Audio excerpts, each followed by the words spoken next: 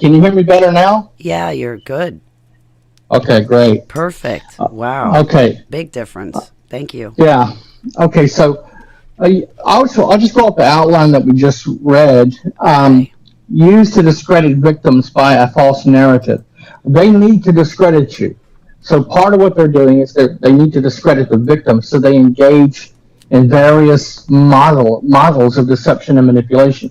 And by models of deception and manipulation, I mean models like OCCAM razor principle, hyper game theory, etc., etc. Okay, these models of deception and manipulation are constantly used against the victim every day to discredit the victim, while simultaneously they're able to constantly provoke the targeted individual, provoking the victim into emotional response after emotional response.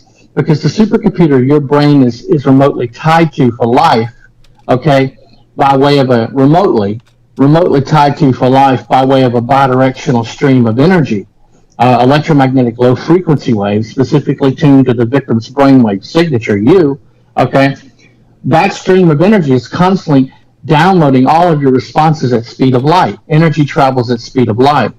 So these exascale supercomputers are capable of billions of calculations per second, not millions, billions.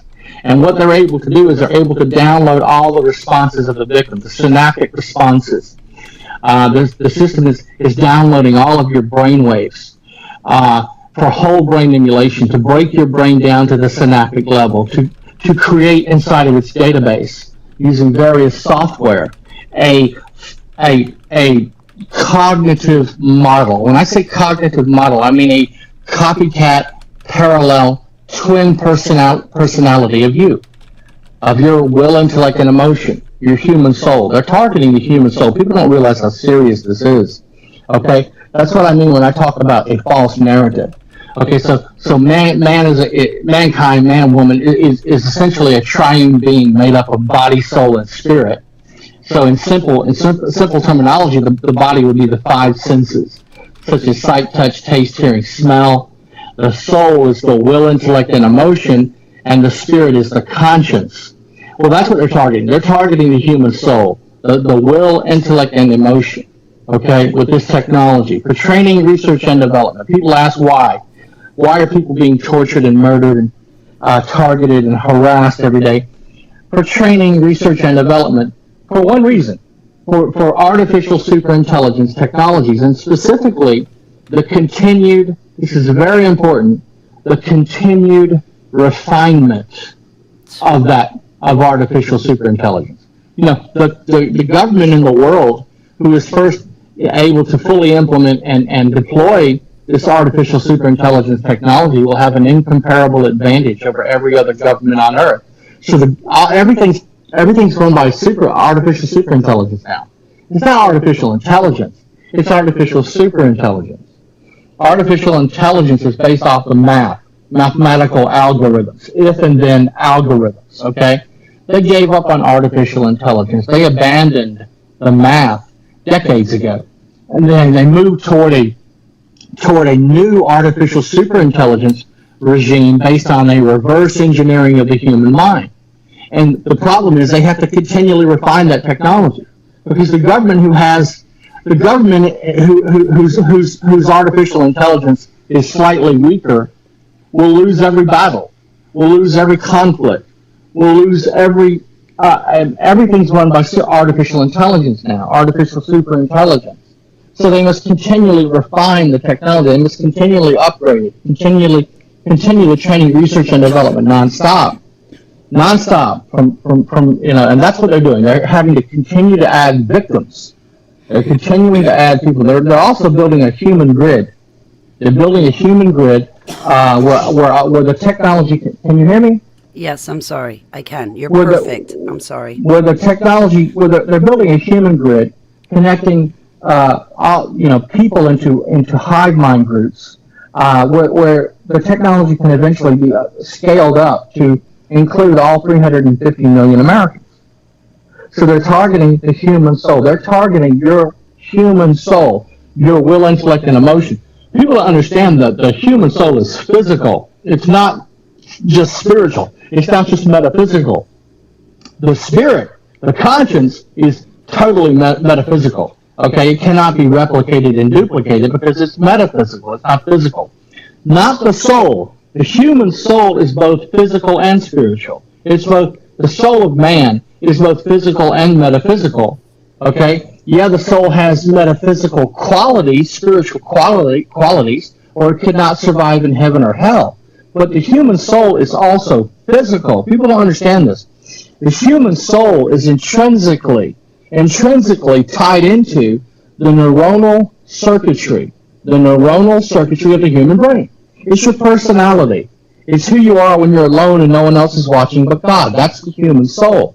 And because it's physical, will, intellect, and emotion, because it's physical, it can be replicated and duplicated. And that's what they're doing with this technology. The training, research, and development includes the duplication, the replication of the human soul, the cognitive model of the victim's will, intellect, and emotion inside their database. A copycat parallel twin personality of your soul. That's what's happening.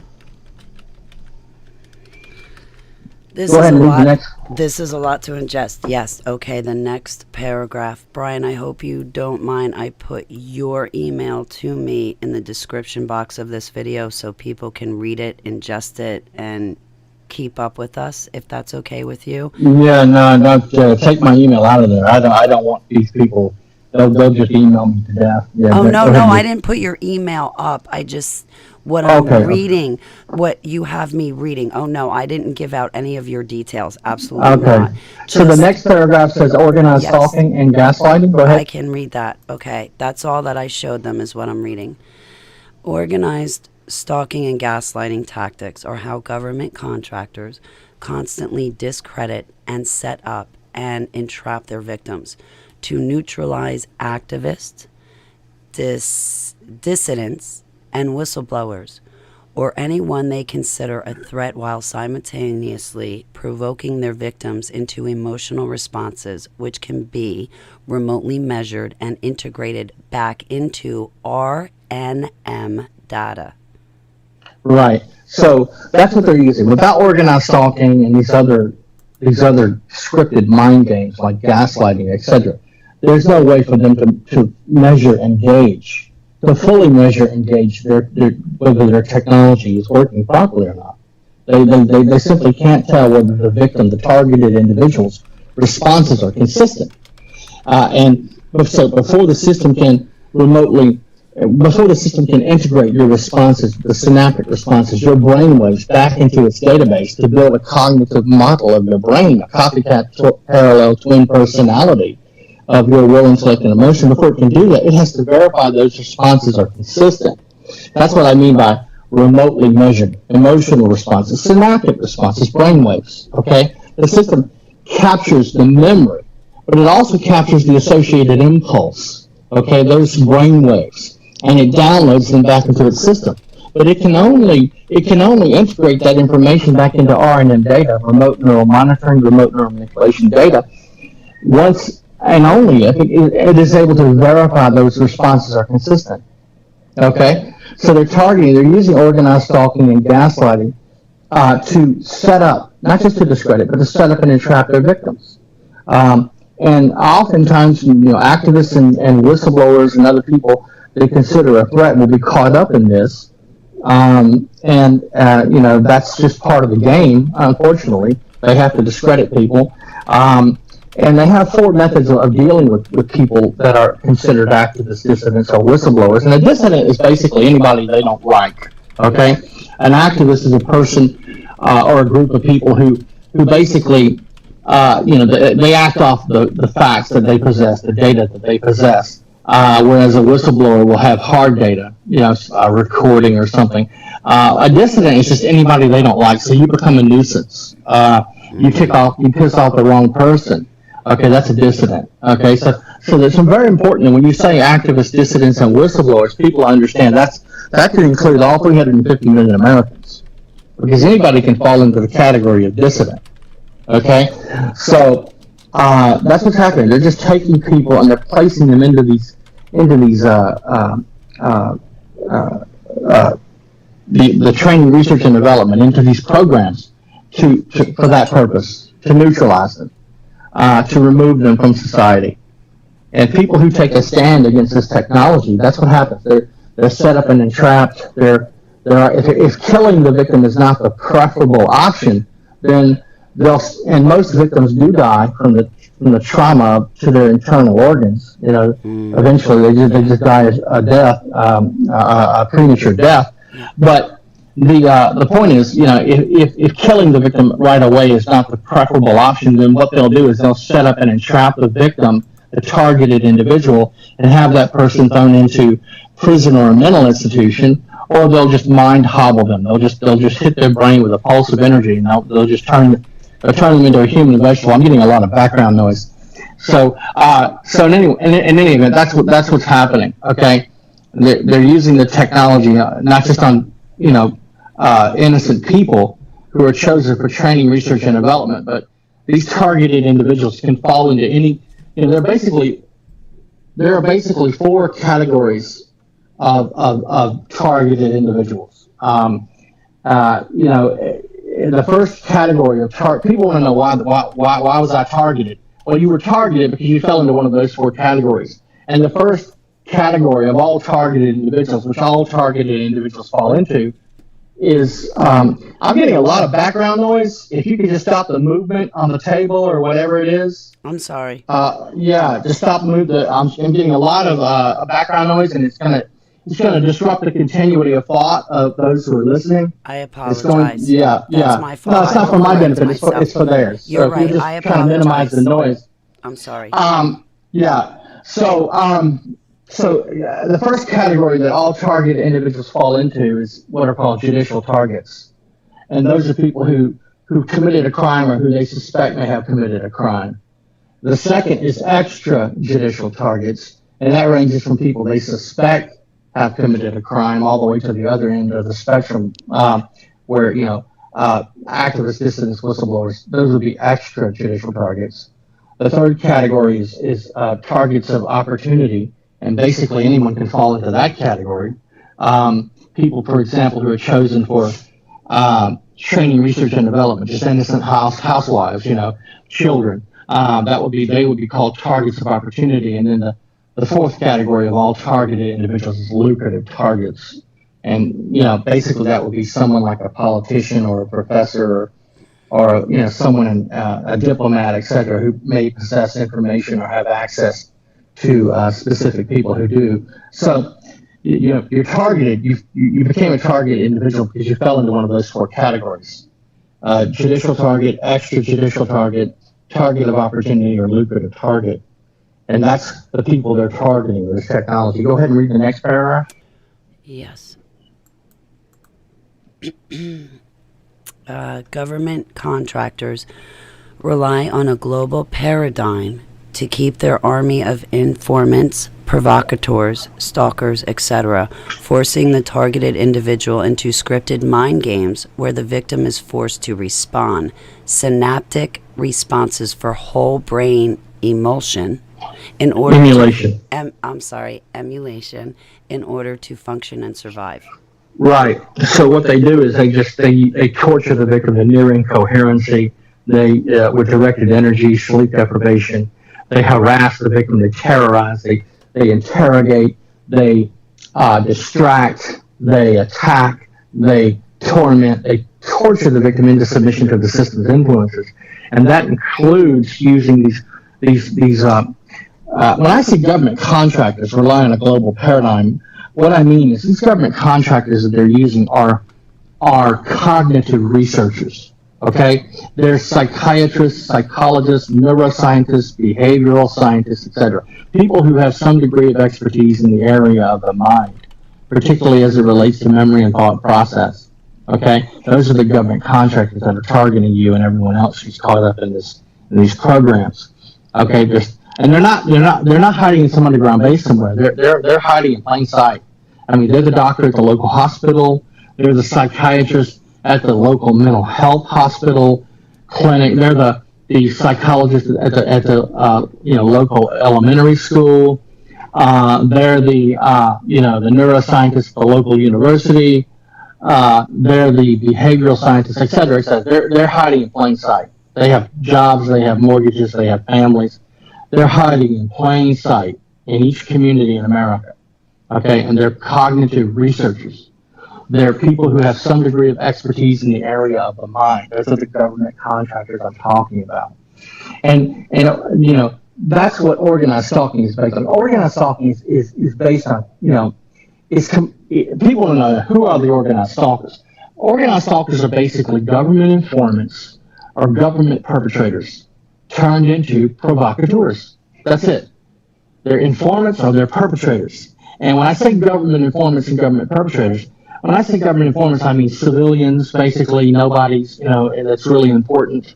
And government perpetrators will be people, for example, who work for the government, like police officers, etc. Okay, these would be government perpetrators. So that's who make up. That's what organized stalking is comprised of. It's comprised of government informants and government perpetrators who are turned into provocateurs.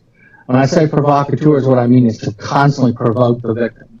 So forcing the targeted individual into scripted mind games. That's where, you know, they constantly break into your home, they vandalize your property, they stalk and harass you, they take stuff and they put it back, they, you know, move furniture around, they break, you know, all this designed to provoke the victim into memory and thought, which can be remotely measured. Okay, those are the scripted mind games. They target your financial transactions, they target your mail, they target, you know, your communications, etc. That's the gaslighting that they use, is scripted mind games. That's what I mean by gaslighting. Okay, forcing the victim to respond. Synaptic responses. The synapses of the brain. You have like 100 million neurons in your brain. Well, it takes time to map out a person's brain. So they use all this physical and psychological trauma to map out your brain. That's whole brain emulation. They're breaking your brain down to the synaptic level, and they force you to respond in order to function and survive. You know, they target you at work. They target your bank account. They basically use torture, where the victim has no choice but to try to counter or, you know, or engage in some type of adjustment to adjust away from the stalking, to adjust away from the torture, etc., in order to try to function and survive. That's it. Okay, go ahead with the next paragraph. It is done to appear common, ordinary, and expected to the casual observer, and even to try and claim it is happening makes the victim appear delusional. Keep reading. It is often a violent and sometimes deadly game based on the, quote, OCCAM razor principle. OCCAM razor principle, yeah. OCCAM razor principle and other models of deception and manipulation. They must constantly provoke the victim and capture the trauma-based mind control victim's attention, active memory, at regular intervals. Okay, you can stop. Okay, so when I say it's done to appear common, ordinary, and expected to the casual observer, what the casual observer sees is just, you know, that common, ordinary friction that people run into in the random and chaotic daily activities of a normal person's life. You know, people have trouble every day. You know, it's just part of life. What they don't see is the repetitive reinforcement, that distraction, that harassment, that physical, psychological trauma is happening 100 times a day. They don't see that part. So when you complain that it's happening, you're made to appear delusional. That's the OCCAM razor principle. When I say OCCAM razor, the OCCAM razor principle, it basically states that the simplest answer is always the truth. The simplest explanation is always the best explanation. So in order to discredit a person, if you read down here, in order to discredit a person, all you need to do, all another person need to do is just engage in a sufficiently complex scheme or game of harassment. Okay, and because people operate generally with what's called off the principles of binary thinking, because the more complicated the truth, the less the likelihood of belief by the ordinary person. Okay, the complexity of the harassment they use against you will generally be enough to cause most people to turn away in disbelief. Okay, so they just can't believe that these trivial, paltry, fanciful, and fantastic tactics are happening to you each day. Okay, 100 times a day. They can't accept that, and that's how they discredit you. Go ahead. It involves repetitive reinforcement. Read the next paragraph. It involves repetitive reinforcement using tactics which can be explained away to the casual observer.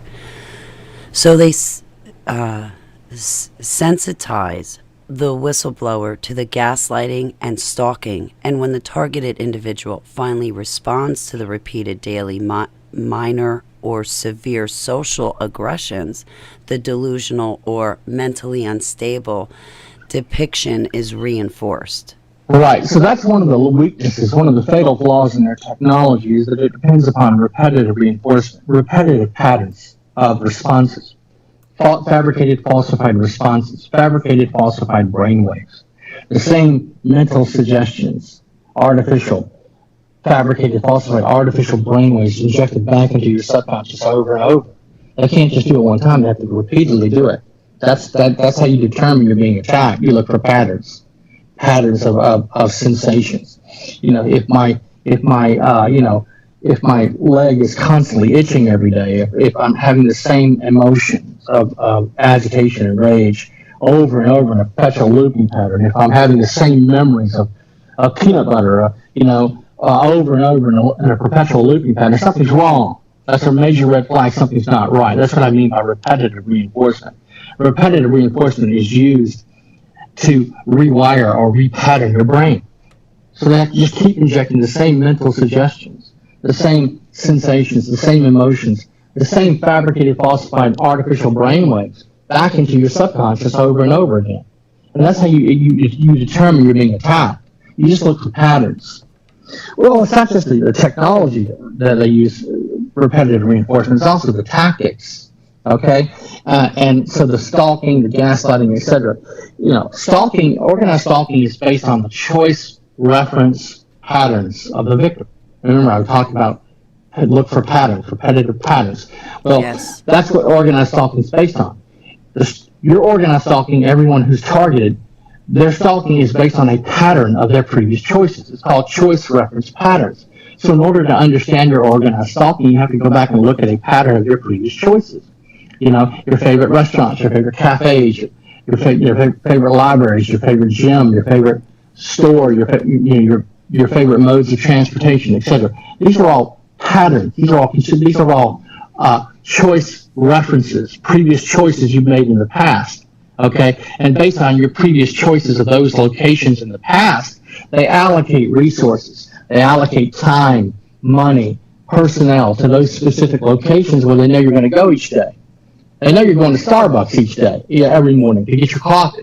They know where that is. So they have their personnel, their organized stalkers, their government informants, at that store, or they use staff at the store. And if they don't have people there, they just turn them into informants. They tell them they use mudslinging, lies, slander, manufactured evidence to turn those people against you.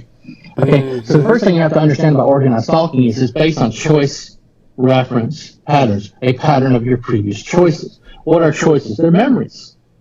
You go to Starbucks each morning because that's where you remember that Starbucks to be. Okay, that's a memory. Remember, mind control is about targeting your memory and thought process. So they're targeting your previous memories with the organized stalking. They're trying to provoke you into memory and thought, which can be remotely captured by the supercomputer, and then downloaded, integrated back into RNM data after it's measured.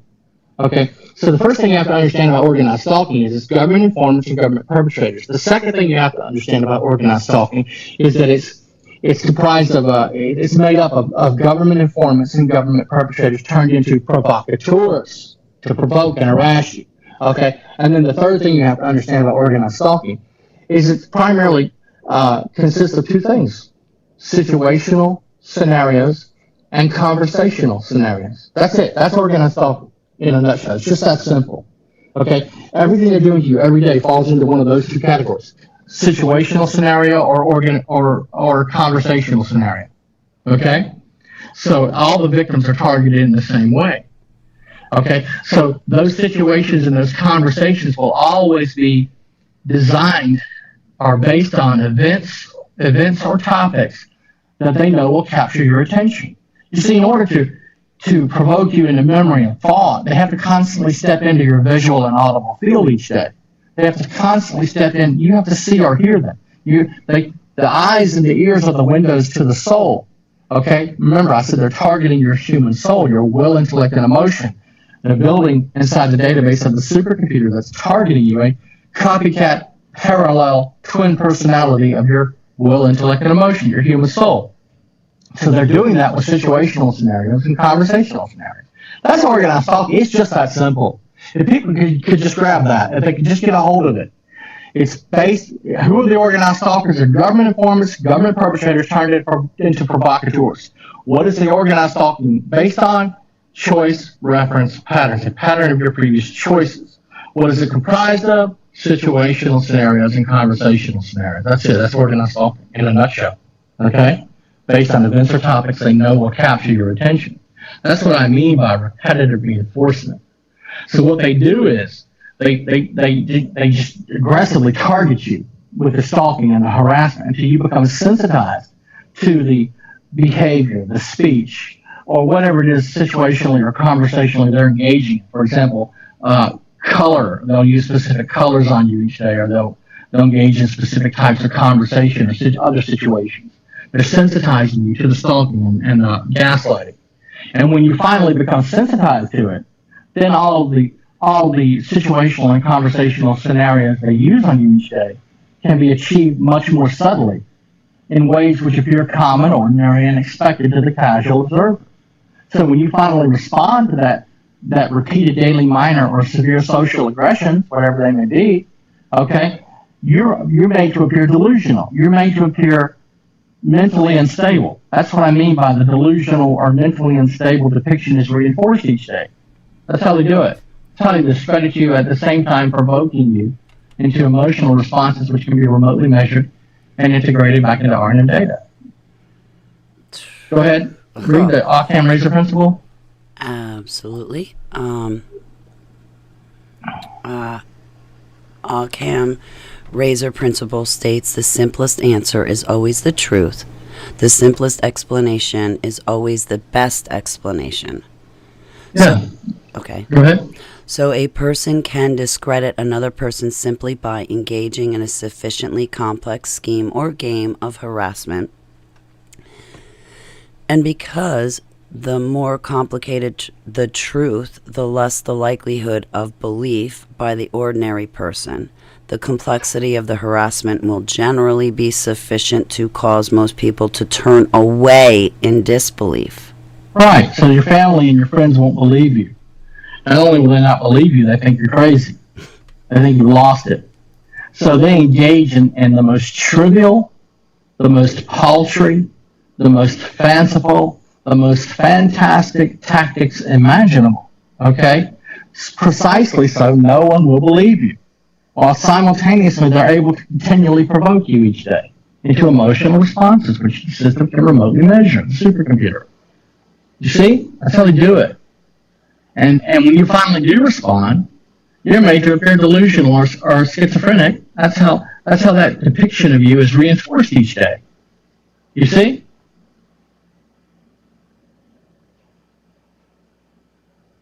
You understand? Yes. Okay, go ahead and read hypergame theory. Hypergame theory is a mathematical model and basically means game theory applied to decision tree modeling, mathematically proving that by constantly and perpetually altering any value in the model, one can constantly and perpetually alter that model's expected outcome. Okay, that's what the non-cooperative gaming theorem is. It's a mathematical model. Okay, that's hypergame theory is just a moniker, just a name to describe that model. It's actually called a non-cooperative gaming theorem. We just call it the hypergame theory.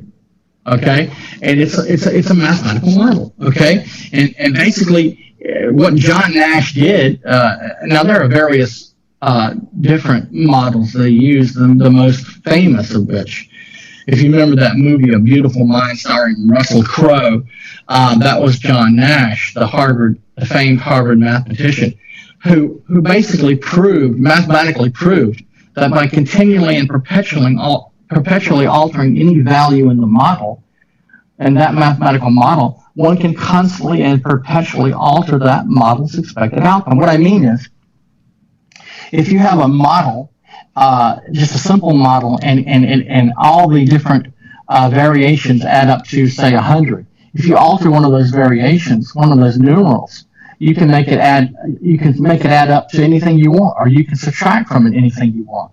So instead of 100, it's 99 or 101 or whatever they want it to be. So understand, when I say hyper-game theory, this is one of the most crucial things, absolutely crucial, that victims, targeted individuals must understand. It's the hyper-game theory, okay? Because they use it against you every day. Even the torture is based on the hyper-game theory, okay? And so when I say that they constantly and perpetually alter the model's expected outcome, you're the model. The victim is the model. In trauma-based mind killing, if you read the next paragraph, you'll see what I mean. Okay, next paragraph, excuse me.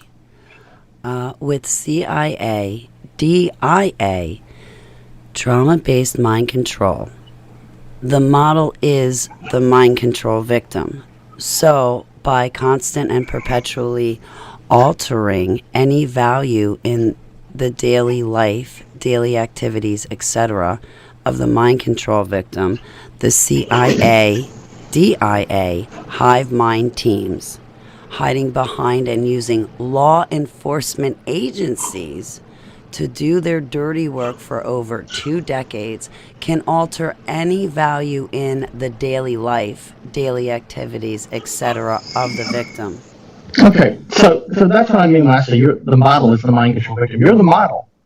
Okay, and they know that by constantly and perpetually altering any value in your daily life, daily activities, they can constantly alter the outcome each day, alter the outcome of those activities, of the daily life and daily activities that you engage in each day. Okay, just by creating chaos and trauma everywhere you go. Okay, constantly forcing you into a perpetual countermove, into a series of countermoves, of forced adjustments each day, trying to function and survive. The chaos and the trauma. Okay? That's what I mean. Okay? So CIA, DIA, trauma-based mind control, that's who's attacking you. There are a lot of people involved at the local, state, and federal level. Okay? In these programs, there are millions of victims. In America alone, people who have been targeted, millions, not hundreds of thousands, millions of people. Okay? But that's who's targeting you. It basically comes down to 4 organizations and agencies that are behind it all. And it starts with the DoD, the U.S. Department of Defense, which provides all the money, all the funding through their black ops budgets. Okay, then it's the NSA, the National Security Agency, which provides the top scientists, or I should say the top scientists. That's where DARPA comes out of the NSA. Okay, but it's the CIA and DIA that's actually doing the hands-on torture and assassination. That's the ones that are attacking you. The Central Intelligence Agency and the Defense Intelligence Agency contractors. Okay? That's what these people are. They're just contractors. And like I said, they're psychiatrists, psychologists, neuroscientists, behavioral scientists, etc. Okay? People who have some degree of expertise in the area of the mind. Okay? That's who's attacking you. And they work for the CIA or the DIA. Okay? Now, the DIA is the Defense Intelligence Agency. The CIA is obviously the Central Intelligence Agency. But that's who is responsible for the torture and assassination of victims. Okay? That's who constantly selects new victims. So, for example, it was DIA that started attacking me. Remember, I'm a former U.S. Department of Defense contractor. It's the Defense Intelligence Agency, and specifically Naval Intelligence, that started attacking me. Okay?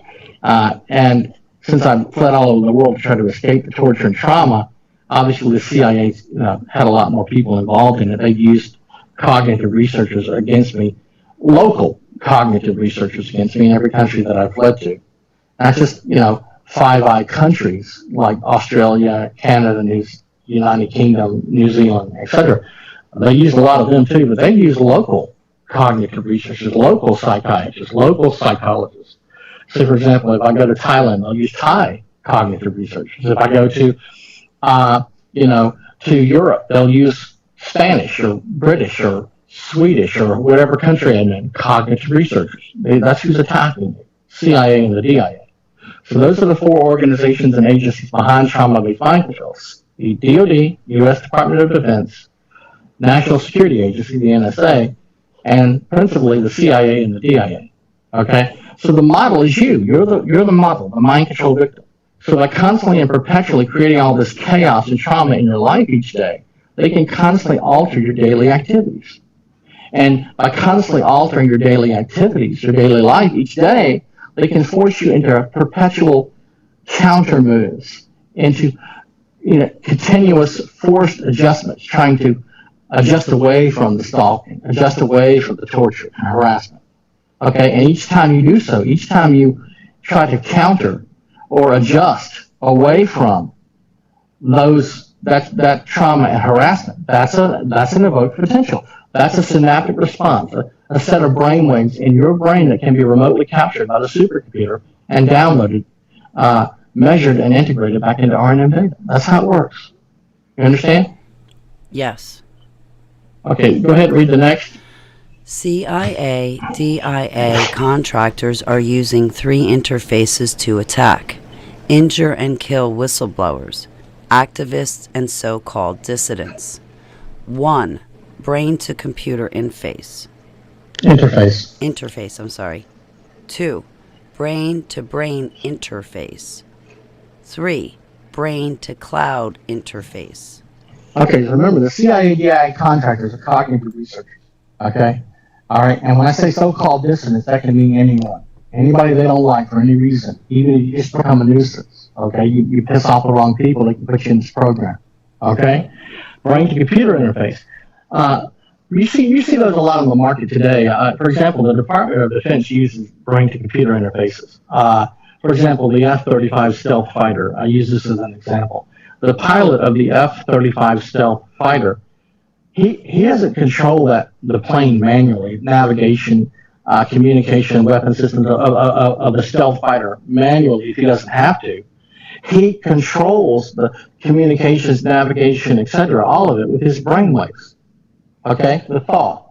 Okay, and that's called a brain-to-computer interface. You can see those on the market today. People have these prosthetic arms and legs that they use where they move them with their brainwaves. Mattel has a game you can buy at the toy store where a child moves a ball around on a table with his brainwaves. It can cause the ball to levitate in the air. You can buy that toy now at the toy store. The ball can actually be made to levitate in the air by use of brainwaves. Okay, that's called a brain-to-computer interface. Electronic brain-to-brain interface, the second that they're using. That's a little more complicated. That's EEG heterodyning, and we'll get into that shortly. And then the third is brain-to-cloud interface. And that's what they're using. I mean, the brain-to-cloud interface is just, you've heard of the cloud, obviously. There's something I want to ask you. I threw you off your thought. I'm sorry, but something about that metaverse. Excuse me, Brian. I'm sorry. I should have just waited to ask you. No, that's a good example. The metaverse will be, first they're going to come up with all these wearables. Okay, the next stage in the evolution of this technology is wearables. So smart glasses, smart devices, other smart devices. Okay, those are the people wear. Okay, and you're already seeing people wearing these smart devices to accomplish simple tasks like smart glasses, which are basically a computer on your head. Okay, but the next stage after that will be the brain-to-cloud interface, and that's where you will be able to access the cloud simply by use of your brainwaves. Okay. Just like you can communicate with a computer by way of your brainwaves, you'll be able to communicate with the Internet of Things, this world of virtual and augmented reality will be accessible by one's brainwaves. Okay, that's the brain-to-cloud interface, and that's what they're using to attack and torture and kill people. Okay, these cognitive researchers, these CIA, DIA contractors are using those 3 interfaces. Okay. And so what they do is people don't understand the technology. Well, they think they're using computers and computer screens. No, they're not. It's all virtual. It's all augmented reality.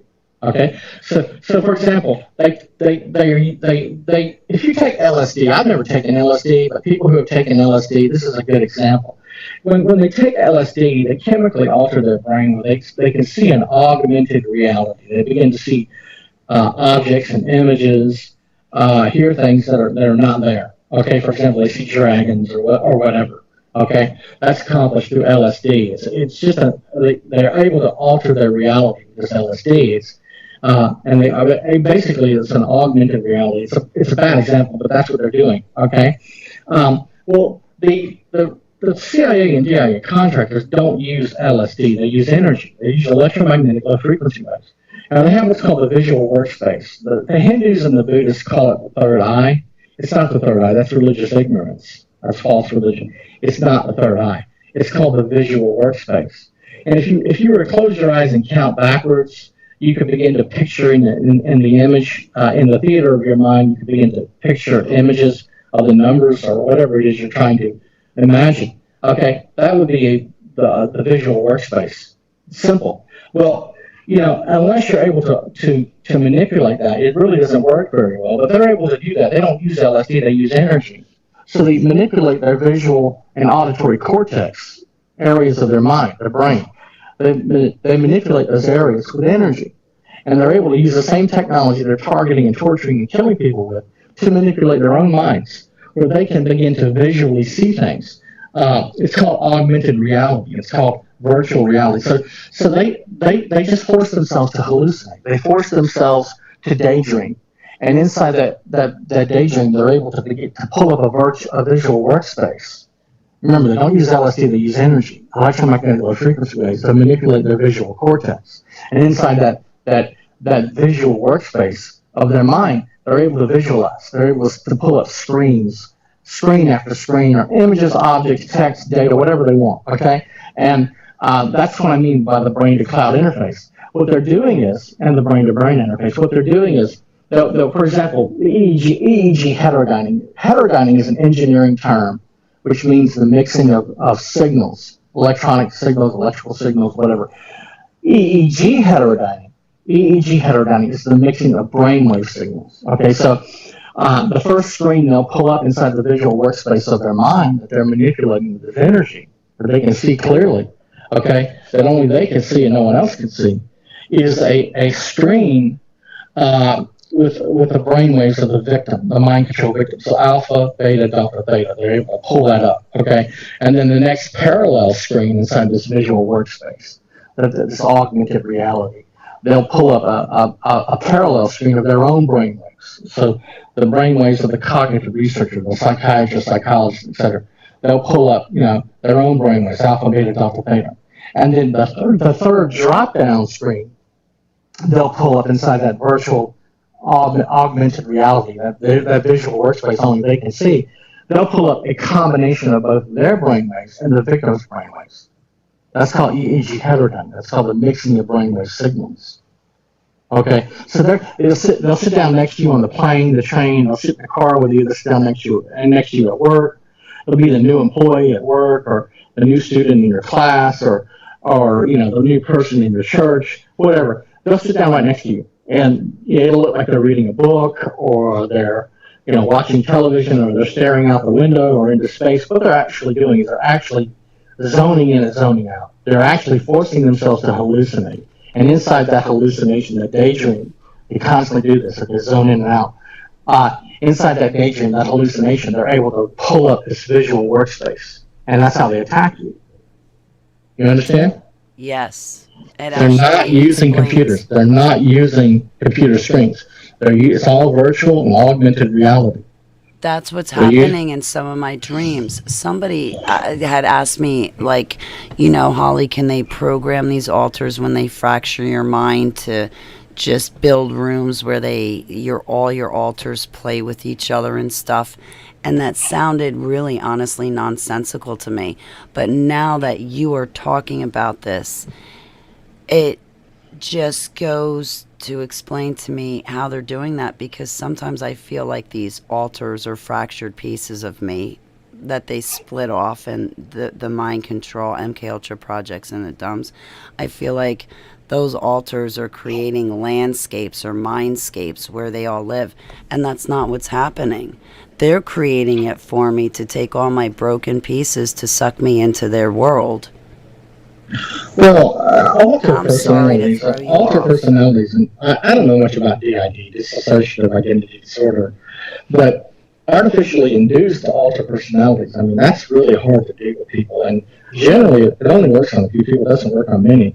But the brain has a tendency to protect itself, and the way the brain protects itself from extreme trauma, the brain has a tendency to do that. It just automatically does it, okay? Is to compartmentalize that trauma. What it does is it begins to fragment. The core personality of the victim begins to fragment into what are called compartmentalized, or it begins to wall off the severe trauma. Okay, so there can be, it can't, so that you can deal with it. So you can function and survive. And what they do is they then locate those alter personalities, the DID, the compartmentalization of memory and thought. They then locate that with psychological probing techniques, those alter personalities, and they begin to reprogram them or repattern. That's what they're doing. I mean, they're using all the torture and trauma. It's designed to basically do two things. It's designed to disrupt your continuity of thought and erase short-term memory. So they torture you. Your continuity of thought, you were thinking about God or whatever. Now you're not thinking about it anymore. All you can think about is the pain. That's disruption of continuity of thought.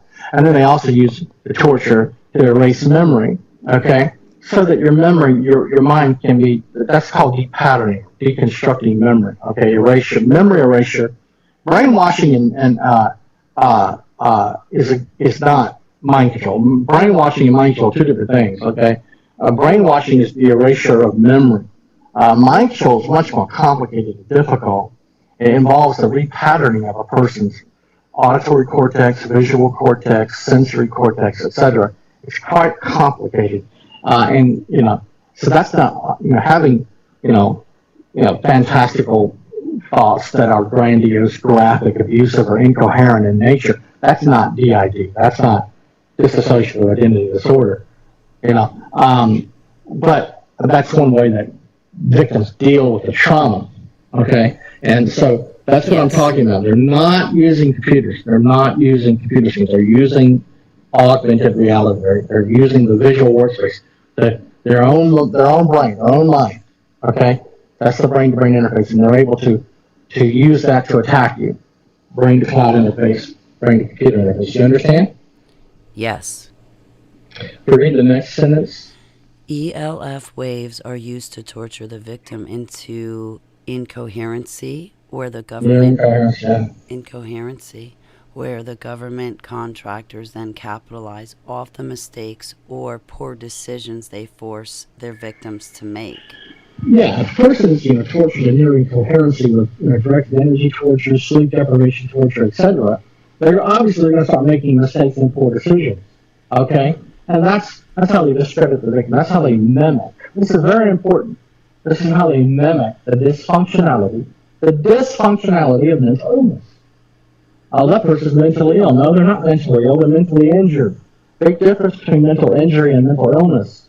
Okay? Mind control victims aren't mentally ill. They're mentally injured.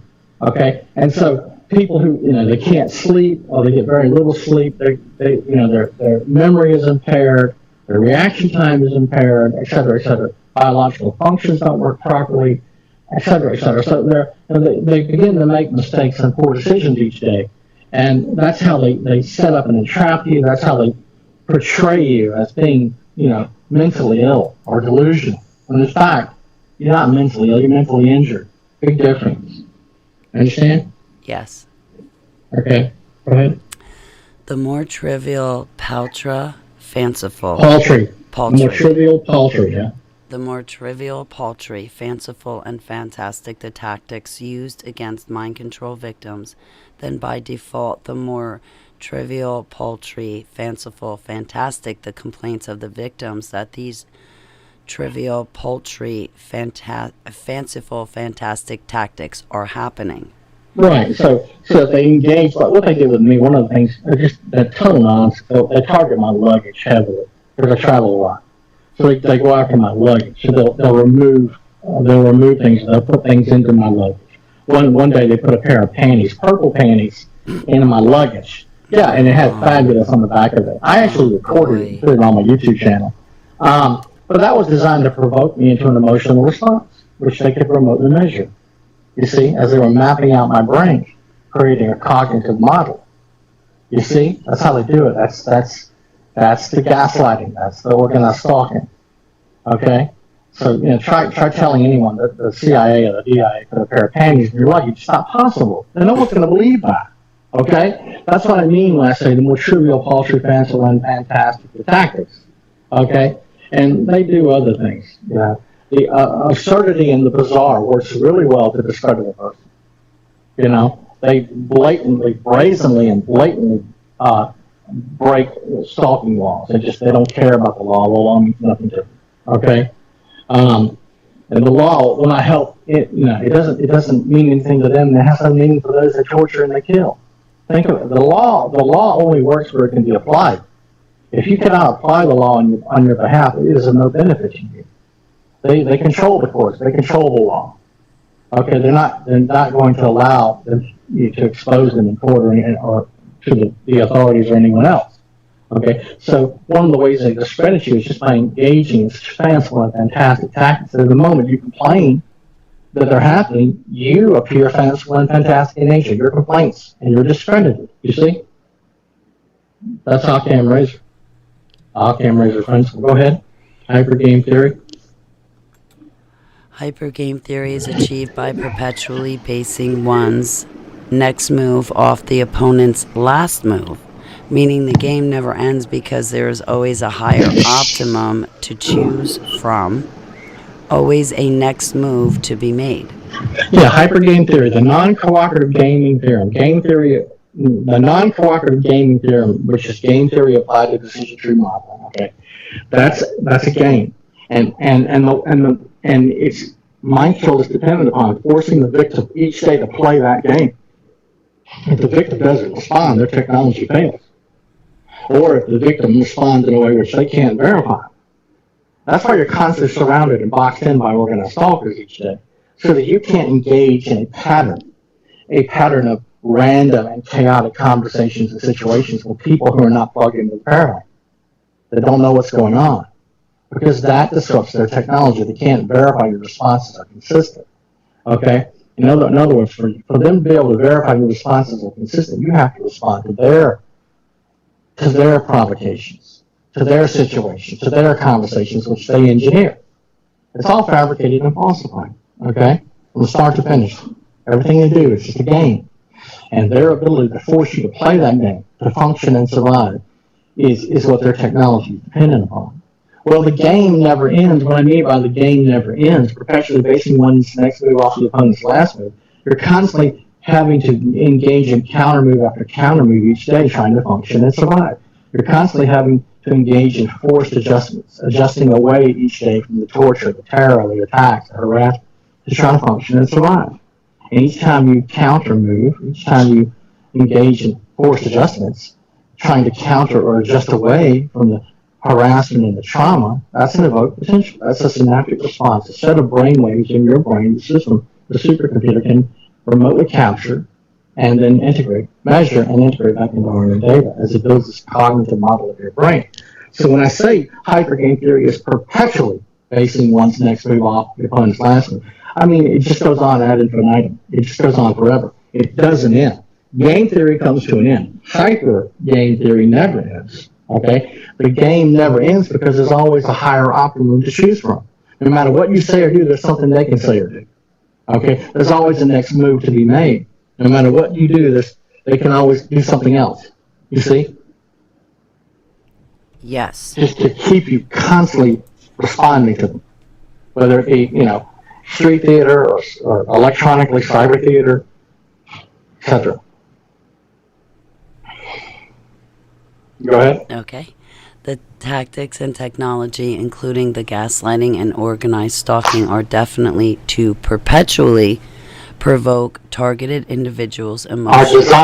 designed to perpetuate. I'm sorry, forgive me. Organized stalking are designed to perpetually provoke targeted individuals emotionally each day so they can generate patterns of synaptic responses from victims, which can then be correlated by exascale supercomputers into what are called response statistics, which the RNM system will then use to determine how to interpret and link descriptions with data captured about your memory references. That is why they are constantly trying to keep you talking or constantly getting in your face. Right. And so they're constantly engaging in these situational and conversational scenarios around you each day. And so they're using these government informants, these government perpetrators, these provocateurs to constantly step into your visual and audible field each day to generate memory references. You see where it says, I'll just read it, to correlate by exascale supercomputers into what are called response statistics. Synaptic responses, statistical data of your synaptic responses, your brainwaves, which the RNM system, the supercomputer, exascale system, will then use to determine how to interpret and link descriptions of your behavior, your speech, with data captured about your memory references. So that's why they're constantly trying to keep you talking. That's why they're constantly getting around you and in your face, and constantly trying to ask you questions, and constantly trying to provoke you, capture your attention, your active memory, to provoke you into memory and thought, which can be remotely measured by the supercomputer each day. As the supercomputer builds a cognitive model of your brain for training, research, and development. Okay? So when I say the tactics and technology of the gaslighting and organized stalking, etc., are designed to perpetually provoke you each day emotionally, what I mean is synaptically, inside your brain waves, so they can generate patterns of those responses, of those brain waves. Okay? Where they can determine coherent patterns of thought. One response is not enough. They need to keep you responding to them. They need to it's not enough that they go up and they harass you. They got to keep harassing you. They got to keep generating, not a response, but patterns of responses from you. Okay? Like the person that when we started talking, they got on the phone and started making weird noises and sounds. That was to generate memory. That was to generate thought. That was to generate a synaptic response. Okay? Yes. So you see on these conference calls with Derek Robinson of PAX International, total government perpetrator, provocateur. L3, total perp, absolute perpetrator. Matthew Arnegard. These are serial killers. I'll get into that in a minute. These are demon-possessed serial killers, okay? I'll get into that in just a minute, okay? But, I mean, that's what they're doing. They're serial killers. They're people, all these targeted individuals that have come on their calls, okay, pleading for help and have committed suicide or been murdered or whatever. I mean, they're responsible. The innocent blood on their hands is unbelievable, okay? But they do it every day. They do these calls every day, okay? And it's not just them. It's the organized stalkers, the provocateurs that get on these calls that are there to basically to just feed off the misery of victims, to generate emotions, misery, fear, paranoia. That's what I'm talking about. When I say the system captures your brainwaves, what I'm saying is patterns of thought, coherent patterns of thought. It needs to map out all 7 vectors of your emotional state. Fear, guilt, remorse, regret, agitation, rage, lust, L-U-S-T, all these emotions, okay, they have to be mapped out, okay? In order to map them out, they have to force you into patterns of those emotions. You see? So that's why you see all this nonsense going on these calls. Frank, for example, targeted Massachusetts, total government perpetrator. If you just go on to PAX International, it's a good example. There's a website, a group, supposedly a group, called PAX International, and there's a list of conference calls on that page. Every one of those is government perpetrators. Okay, every single one of them perps.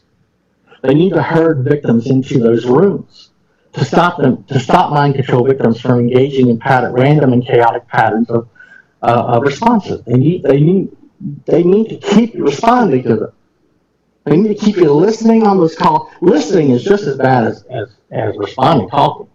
Okay, it doesn't matter to them as long as they can capture your attention. That's what's important. You know, I tell people, get off the calls. And if I go on there to warn people, I just get on and I jump off real quick. I don't stay on the call. I don't sit on those calls like victims do. They don't know any better. They're duplicating your memory and thought process. They're creating a copycat parallel twin personality of your human soul to achieve direct behavioral control of you. Okay? That's what they're doing. You understand? Yes. So once they capture those emotions from you, those specific brainwaves, that's what I say when I say emotions and memory and all. Brainwaves. Okay? Once the supercomputer captures that, whatever it is, rage, lust, fear, paranoia, guilt, whatever, okay? Those are called motivational impulses, the associated impulses, emotion. But it also captures the memory. So say for example, you turn over in bed and you kiss your husband goodnight and say, I love you, honey. The system not only captured the memory of that event, of you turning and kissing your husband, it also captured the emotion, the associated impulse, the motivational impulse, okay, of love, or whatever it is, agitation, fear, rage, whatever it happened, okay? It captured that, okay? And then it will inject the same emotion, the same memory over and over each day in your mind to deceive and manipulate you. It was your memory. It's now no longer your memory. It belongs to the supercomputer that's attacking you. So the supercomputer will sit there and it will inject, constantly activate and reactivate specific sets of brainwaves in your mind by way of this bidirectional stream of energy, electromagnetic low frequency waves are targeting your brainwave. It'll constantly use lust, for example, or fear, or paranoia. It'll just that's how data programming, sexual programming works. They use lust on it. They just give the victim an insatiable appetite, sexual appetite that can't be quenched, cause the victim to burn with lust or rage or whatever they can use against you. They don't care. Okay, whatever the system was able to remotely capture and verify, it's now perpetually replaying over and over each day and night in your brain in a looping pattern, constantly over and over, repetitive reinforcements to rewire your memory and thought process. So the supercomputer, by just constantly replaying those fabricated, falsified brainwaves over and over each day, memories and motivations that you previously had that it captured, it's able to reinforce those fabricated, falsified brainwaves of your normal memory and thought process. So you begin to you begin to think differently, you begin to react differently, etc. That's how they destroy you. You understand? This is very hard-hitting, yes. Look at Todd Giffen. They use sleep deprivation torture the man to just near incoherency. Okay, and then they just kept provoking him into rage, pitching, throwing him into bouts of rage or whatever it was they're using. I don't know. I think got mad at some senators or something. Anyway, they arrested him, threw him in a mental institution. I think he's been in that federal prison, for quite a while now. Okay, and that's how they do all their victims. And the victims can't recognize they're being attacked in this way. That's how they destroy you. That's how they got Myron May. That's how they got Aaron Alexis. That's how they got the Las Vegas shooter to kill 60 people and wound over 800. Okay, they simply rewired, repatterned their brain with these fabricated, falsified memories. They mapped out the brain of the victim. They built a cognitive model of the victim's brain, and then they began to rewire or repattern the victim's memory and thought process. So the victim began to, hate black people or Jewish people or whatever, whoever people who go to concerts or whatever, whatever it is that they know the victim will respond to. They just amplify that. Okay, and so the victim can't do anything but just burn with lust or rage or fear or paranoia or whatever it is they're using. They just keep injecting the same memory over and over in your brain. Childhood trauma, sexual trauma, you were raped or something terrible happened to you, sexually molested as a child. The system, you thought about it, you remembered it, the system captured that memory. It also captured the associated impulse of guilt and of remorse and regret. It captured that as well, not just the memory of the sexual molestation or rape. It captured the associated emotion, the associated set, whatever brainwaves were involved with that thought, okay, that memory and thought. It captured all of that. And it just keeps replaying it over and over in your mind.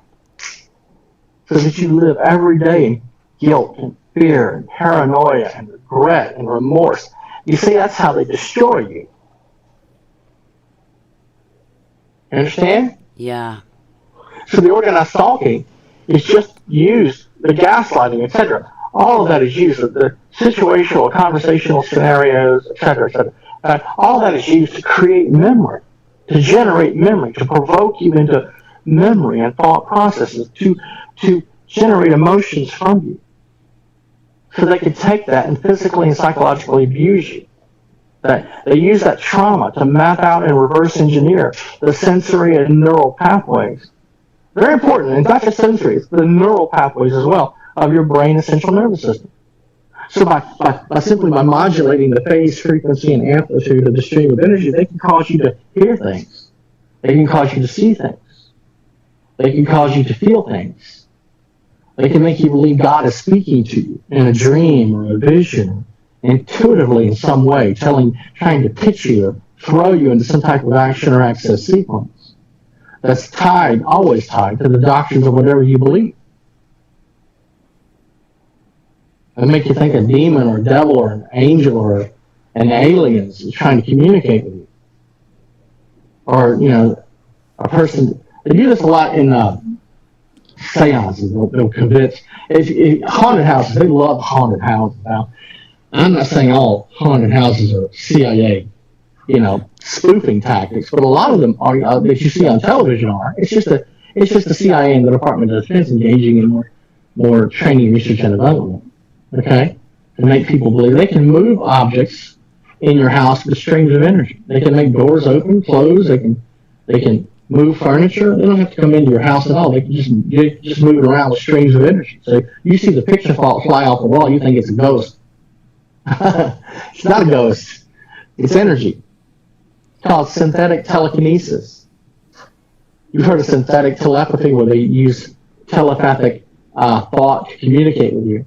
Well, they use synthetic telekinesis to remotely move objects around with streams of energy. Fascinating. Yeah. So it's all about training, research, and development in artificial superintelligence, and specifically, the continued refinement. I can't say that enough. The continued refinement of artificial superintelligence. Listen, the Chinese will use human experimentees. The Russians will use human experimentees. The Europeans will use human experimentees. So you better believe the Americans will. The fact the Americans have been doing it longer than anyone. So that's what they're doing. I mean, they're just using, and it's just unbelievable that this can go on and be so wide scale and just so it's not even a dirty secret anymore. It's an open secret. I mean, it's not even a secret. I mean, everybody knows it's happening. But see, that's when they got to get on. That's when they got to discredit victims. They got to get into these calls, these conference calls, and support groups. That's why they have all these conferences where they come to the rally, come to the rally in Portland, Maine, or wherever in California, or come to the rally in Chicago. They're trying to get all your victims together for training, research, and development. You remember that there's videos on YouTube of one of the rallies where targeted individuals are marching around saying, "We can't take no more," and they're chanting and they're shouting in unison. You remember? I remember. Well, if you pay attention to that, you see Matthew Arnegaard. Matthew Arnegaard, he's directing the traffic. He's telling people what to say and do. He's got a megaphone in his hand. That's why I call him a serial killer, a demon-possessed serial killer. Okay, these people are just absolute moral monsters. They're intellectual barbarians. But he's a neuroscientist. Okay? And I don't know, you may have to delete that from the video. It's up to you. I mean, as long as you put a disclaimer a disclaimer on the video, then I don't think there's anything they can do, but that's up to you. You might want to edit that out before you post it on YouTube. But that's what he is, and he's a neuroscientist. He's a cognitive researcher. You see, he's one of the people that are attacking, torturing, and killing targeted individuals on these conference calls, in these rallies, and these conferences. He's using the brain-to-cloud interface. He's using the brain-to-brain interface to target them at these rallies. Oh, we want to talk about credible information. No, what they want is they want to keep you listening, responding to them. They'll engage in absolute foolishness. They don't care as long as you respond. But they'll also use credible information. They'll use foolishnness to discredit everyone on the call, but they'll also use credible information. So it sounds like they really have something to say. No, what they need to do is they need you to play the game. They need you to participate. They need you to continue to respond. You see? Yes. So once they have this cognitive model, this copycat parallel twin personality of your will, intellect, and emotion, once your human soul, once they have that built, once they have that developed in their system, they can turn the sweetest, kindest, most moral person on earth into the worst satanic monster imaginable. That's how they create all these shooters. Well, they can slow down the mob. Instead of speeding it up, they can slow it down. And they can turn the finest athlete into a human vegetable. They don't care who gets hurt or killed. They care about their technology. Exactly. So that's what Ella Free and Matthew Arnegard and these other people, I mean, they're absolutely just pure evil. I mean, just pure evil, what's going on. And these target individuals, these provocateurs get on these calls, for example, or the people that engage in it. What they don't realize is they're also victims. You know, they don't understand that they're victims as well. They're also mind control victims, but they have no hope. They have no hope. You see, you can't target a person's human soul and God let you get away with it. In the past, God cast into hell. He damned to hell everyone who ever targeted in the Bible. Everyone who ever targeted a person's soul, God damned them to hell. He never let anyone get away with it. And so everyone is involved, not just the cognitive researchers, not just the psychiatrists, the psychologists, the neuroscientists, the behavior scientists, like Matthew Arnegard and whoever. Lorraine, there's a lady comes on for Chief Damon Jones, and it doesn't call her name's Lorraine. She's a cognitive researcher. You just gotta watch out for them. You gotta stay off those calls. Okay? That's what you gotta do. Because they need you to get on those calls and listen or respond. Just keep talking. But also in these chats, and when you're on YouTube, the worst thing you can do is just constantly respond to people who are trying to chat you up in these chat rooms. They need you to respond.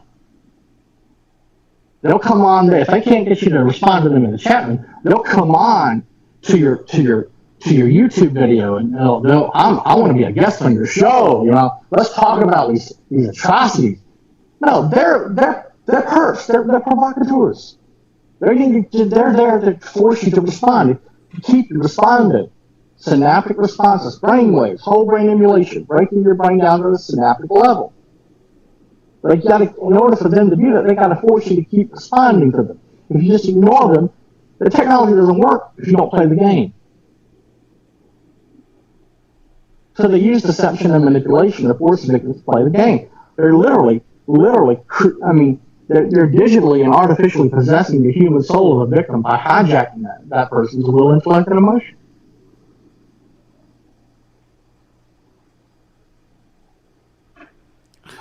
See how dangerous this is? Yes. Yes, I feel the gravity of it, to be honest with you. Yeah. And, better for them they had never been born. It would have been better for them they had never breathed a breath and had died in their mother's womb. Selah. It would have been better for them. God will not accept they did not know. People think, well, as long as I believe and I'm sincere or I didn't know, I'm all right. God will understand. No, God won't. You're not going to be judged. I hear Christians say that to me. Well, this is what I believe. You're not going to be judged on what you believe.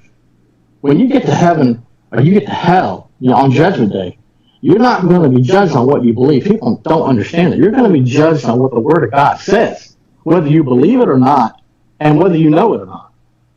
There are people in hell right now because of what they didn't know. They did not know, and it sent them to hell forever.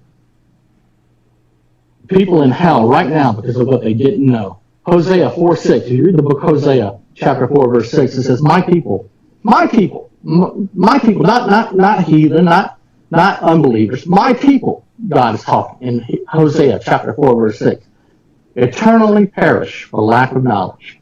That's what it says in the Hebrew. It says it in the English too, I think. And that's what it says. Not physically perish, eternally perish for lack of what? Knowledge. So God won't accept from them that they didn't know when they rejected the truth by ignoring the Word of God and what it teaches. God won't say, well, you didn't know, so it's okay. No, He won't do that. Right. Right. Cursed by God is he who strikes his neighbor in secret. That's eternally cursed. People don't understand. I mean, this is so serious. I mean, but they can't change. I mean, a lot of the people that are already, that are the provocateurs, the stalkers, the technology can be achieved at lower intensities. And people will only generally know they're being targeted at higher intensities. And by higher intensities, I mean torture and harassment. People who are deceived and manipulated to play the game, they're destroyed without them ever even knowing it. Look at what happened to Ravi Zacharias. I don't believe Ravi Zacharias. Ravi Zacharias was a victim of this technology, but I believe he was truly a man of God. Okay, but he was targeted with this technology. Okay, listen, Ravi Zacharias would never have left pornography pictures on his phone. Notice it all happened. All of it unfolded after he died. He couldn't defend himself. They waited until he died. That should be a major red flag for people to understand. They're targeting Christians. They're going after Christians. They want to know what you can maintain as truth. They want to know what it takes to subdue or to radicalize your belief system. They don't care what religion you are, but it's Christians that are interested, because obviously America is a Christian, at least on the surface anyway. It's mostly Christian. Not really, but it's pagan, but mostly, I mean. But they don't care what religion you are. I remember the soldiers in the Gulf War, the first Gulf War, where they convinced them to surrender to the Americans by using mind control technologies to convince them that Allah was telling them, speaking to them intuitively and through voice to skull and synthetic telepathy, etc., to lay down their weapons and surrender to the Americans. Well, it works. They wanted to know, what could those Muslims maintain as truth? How could they subdue or radicalize their belief system? And so they used, this technology to convince them that Allah was telling them to surrender. Well, they used it to convince Muslims to engage in holy war, jihad.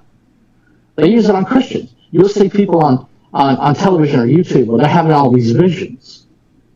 Mother Mary appeared to me. And this is what Mother Mary said. No, it wasn't Mother Mary. It was mind control technologies to determine training, research, and development in artificial superintelligence. It was them using these mind control technologies on Catholics and Protestants and people who don't understand the Word of God. They don't understand it at all. Okay, to believe that God is speaking to them, or the devil, or the devas, whatever will work. If they're Satan worshipers, they'll use the devil. If they're atheists and they won't use God, they'll use something else that they know you will respond to, such as aliens, because the technology is too advanced to be from Earth. You see? Yes. So go ahead and finish up the... Once they have consistent statistics, the system will use previous choice references and inject them into your subconscious thought during normal activity, which is also referred to as impulse injections, to convince you that the response was your own and influence you to complete or describe the reference by making the appropriate verbalizing or performing a related action. Right, so let's just break that down. It's a mouthful. Consistent statistics. Once they have consistent statistics, what statistics? Response statistics. What responses? Your emotions, your behavior, your speech, okay? Your synaptic responses, the sensory and neural responses, okay? Okay, so once they have enough of those responses, they then correlate them all together into what are called response statistics. We have enough responses, we can determine a coherent pattern of thought now. And then they use those, when I said they use the previous choice references, remember choice references are just previous. That's a fancy way of saying previous choices, choice reference, past choices. Okay, what are choices? Memories. So using your own memories against you. Okay, and they'll inject those memories, your own memories. They'll capture them, verify them, and then they'll inject them back into your subconscious mind over and over as as you go about your normal daily activities, daily life each day, to deceive and manipulate you. Not just the memory, but also the impulse, the motivational impulse of whatever emotion you have, fear, regret, remorse, guilt, lust, anger, whatever it is. Okay? And so they inject those brainwaves back into your subconscious over and over again to convince you that the response was your own. You think you're the one having the continuous thoughts every 30 seconds about a Coca-Cola or chocolate cake or whatever. They don't care anything about chocolate cake or Coca-Cola. What they care about is their technology. And it's almost all of it's a supercomputer. It's all automated, active, and adaptive. A supercomputer that's attacking people. They don't realize this. Supercomputer thinks it's a person. It's a conscious computer. It's artificial superintelligence. It has a will, intellect, and emotion of its own. So I don't have time to go into that. It just takes too long to explain it. But it's the supercomputer that's attacking you believes it's a real person, a real human being. It's not, and it thinks it is. It's artificial superintelligence. You saw that movie 2001. There was a movie, a space odyssey. It's called 2001. Way back in the 70s. I remember that. Yeah. Do you remember the computer, the supercomputer that controlled everything on board and had emotion and thought and talked to people? His name was Hal. H-A-L. Hal. They called him Hal. And it was the supercomputer that started killing them. I'm going to have to go back and watch that movie now. Yeah. It's been a long time. That's a good example of what I'm talking about. So what they want you to do is, by taking these previous memories and previous emotions, they inject them back, these previous brainwaves of yours, they inject them back into your subconscious mind to influence you, to do something or say something, to force you, to pitch you into some type of verbalization or related action. They want you to get up, go to the refrigerator, and drink a Coca-Cola. They want you to get up, go to the bakery, and buy some chocolate cake. They don't care anything about chocolate cake. What they care about is their technology. You see? So it's whatever you respond to. They don't care whether it's the Bible or pornography, as long as you will respond. That's what they'll use against you. And so with men, a big thing that men, because the men are visually stimulated, they use lust. They use the previous memories, sexual reference, and previous. It really is a big part of, because the sexual functions of a person are tied into. I'm not a psychologist or a psychiatrist, but I know they're heavily tied into the mental functions of a person, and they manipulate a person sexually. I mean, what the system does is it gives you the desire, the motivational impulse. Okay, that's what I said. The desire, your own previous memories of whatever it is you had, whether it's chocolate cake, Coca-Cola, or snacks, they don't care. It injects that memory, and then the desire, the motivation, the brainwave, the previous brainwaves that you had about that, whatever it was, whether it's anger, rage, agitation, fear, or lust, or whatever, they don't care. I'm just using sexual programming as an example because it's so important to their technology. And they'll give you the desire to engage in sexual activity, to masturbate or to engage in the sexual act. Okay? And then they'll just cause you. I heard Mariana Maritata saying she was forced orgasms. And I've heard other women are targeted sexually because it's just really traumatic for them. It's a traumatic thing. Rape for a woman is very traumatic. I can't imagine how bad it must be. But remember, this is about trauma-based mind control. So they target women this way, but also children, the most vulnerable of society. They target them also, because women and children are better, especially women and girls. They're just better mind control victims than men and boys, because women are more emotionally tied to their environment. Right brain, left brain. Dr. Richard Sperry, 1980, won the Nobel Prize in medicine. women are more emotional creatures than men. Women are just more emotionally tied to their environment, so they just make better victims. And one of the things that causes women extreme trauma is rape. You'll see a lot of the women complaining on YouTube about being sexually molested and raped with this technology, whether it's physical rape or electronic rape, whatever. So that's what I mean when I say consistent statistics, consistent responses, sensations, memory, emotion. Okay? They take that and inject it back into your subconscious. Well, it's my memory, it's my emotion. No, it was your memory, it was your emotion. Now those brainwaves belong to the computer. So you think it's your own memory. You think, well, since it happened to me, and I thought, it's my memory. It must be, I must be having this response on my own. This must be really me. And in fact, it's not you.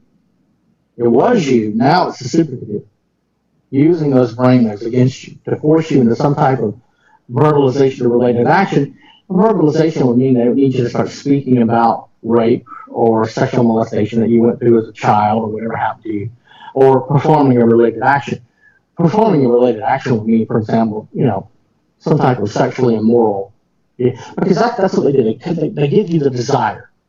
So you have a strong urge or desire at higher levels, that's a high frequency attack, and you have a low urge or basic motivation at baseline levels, that's a low frequency attack. You see? Yes, I have a question. Yeah. From the chat room. So what happens if we resist the V2K impulse? Do they amp it up or leave us alone? Yeah, they're not going to allow you to ignore them. I mean, obviously, again, that's hypergame theory. Hypergame theory is basically force you to respond in whatever way possible. Physical torture, or mental torture, or deception, manipulation, etc., whatever, okay? So if you begin to ignore them, well, that's called controlling the verification process. In mind control technologies, that's called controlling the verification process. They can't allow that. So what they're going to do, every time you ignore them, the system is just constantly probing you for a response. So every 30 seconds, it's going to inject again with the same memory, with the same emotion, with the same sensation. Every 60, every 90 seconds, over and over in a looping pattern, until finally you go from a low baseline, basic motivation for sex or chocolate cake or Coca-Cola or whatever. You go from a basic motivation to a strong urge or desire. You see, strong urge or desire at higher levels, that's a high frequency attack. Low urge or basic motivation at baseline levels, that's a low frequency attack. So they start you out with the memory, with the emotion the system captured from you. They start you out at a low basic motivation, or low urge, at a low frequency attack. Well, if you ignore them, the system's just going to keep probing you for a response. It's not going to let you ignore it. It's going to keep injecting over and over every 30, 60, 90 seconds or however, 5 minutes or whatever, okay? Over and over in a looping pattern. It's just going to, and each time, it's going to amp up the attack. So you're going to go from a low frequency attack to a high frequency attack. Like Mariana Maritado and other victims, they're just, you'll go out, you'll start with a basic urge for sex. Okay, low motivation, basic motivation for sex. You'll be able to reject that. You'll be able to ignore that. Well, if you keep ignoring it, the system's just going to keep injecting over and over with this associated impulse, this memory. It's going to keep injecting over and over, causing you to burn with lust. You're going to go from a low urge to a high, strong urge, from a low frequency attack to a high frequency attack. They're going to give you a strong urge or desire for sex or chocolate cake, Coca-Cola at a high frequency. They're going to give you a basic motivation, low urge at low frequency. Start you out at low frequencies and they just keep attacking. So eventually it's going to become a very strong urge to masturbate or to engage in sex or to go eat chocolate cake or to drink a Coca-Cola or whatever it is you will respond to. They don't care. Religion, sex, politics, as long as you will respond. You understand? Yes, food for thought. Yeah, so keep reading. Last paragraph. I'm sorry. Once they see what you respond to emotionally or intellectually, they will fabricate conversational or situational scenarios, street theater, based on events or topics they know will capture your attention. So they're going to come down. They're going to come sit next to you in the restaurant, or they're going to come sit next to you at the library, or at work, or whatever you do. They're going to sit there and they're going to fabricate these situations and conversations based on what they know you will respond to. So they're not going to sit there and start chatting. They wouldn't come up to me, for example, and sit down and start talking about the New York Yankees. I care nothing for the New York Yankees. I'm an Atlanta Braves fan. They're going to come sit down next to me in the library. They're going to start talking about, how about them Braves? Yeah, the pitcher, he can really pitch, and that slugger, he can really hit the baseball. They won 67 games last year. They're gonna talk about events or topics they know you will respond to. If you love God, they're gonna talk about God. They don't care anything about God. They're gonna stand there next to you and pretend to pray.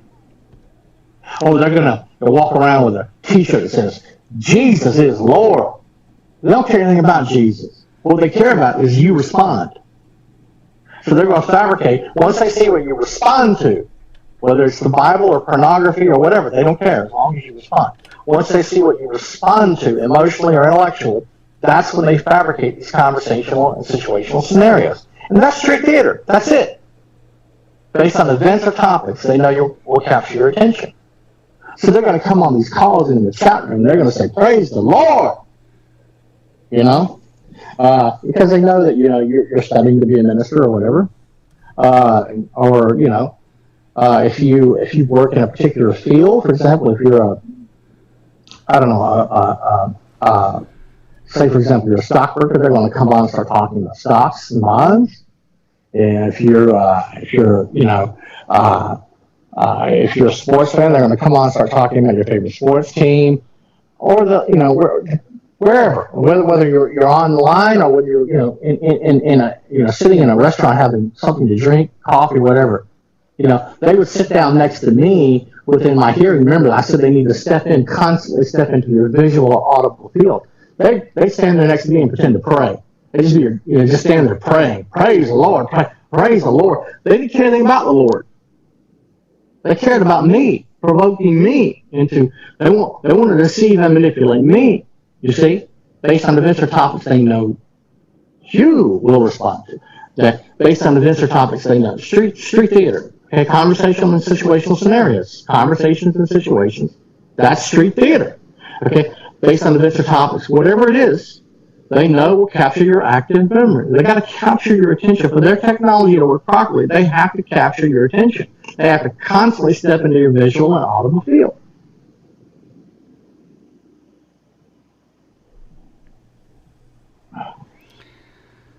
Wow, thank you, Brian.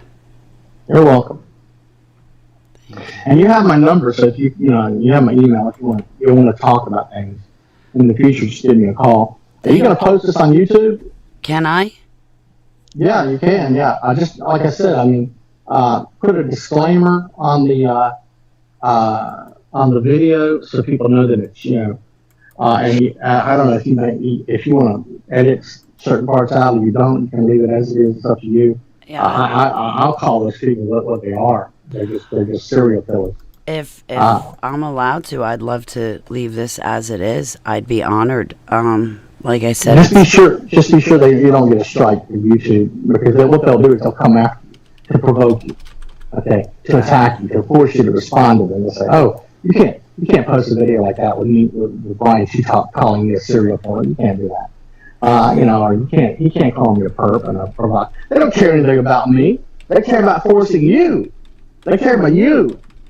Okay? They care about forcing you to respond to them. See? That's how it works. I will put up the disclaimer, definitely, but I am so humbled and honored. I know everybody in my chat room has been on the edge of their seat listening to you, Brian, to be honest. Well, again, I don't know any. I'm just someone trying to survive, function, and survive. I'm not, a person who has, a psychologist, a psychiatrist. I'm not anyone who has any expertise in this area. I just done a lot of research because I'm a victim. I'm a severe victim. So, I think we should think that scientists and people who come forward, like Dr. John Hall and others, Dr. Eric Karlstrom, Dr. Robert Duncan, these people who are on the front line, they're the ones that deserve, to be thanked. But we're just trying to function and survive, you and I. Selah? Yeah. You want to cut this off while we're still on the phone so we can talk without it being published? Or Sure. Okay, hang on one second. Okay, guys on YouTube, it was great hanging out with you. Thank you so much. It's been really great, but I'm going to shut it down on YouTube, and I love you guys, and I will talk to you later. Okay, Brian, let me end the stream.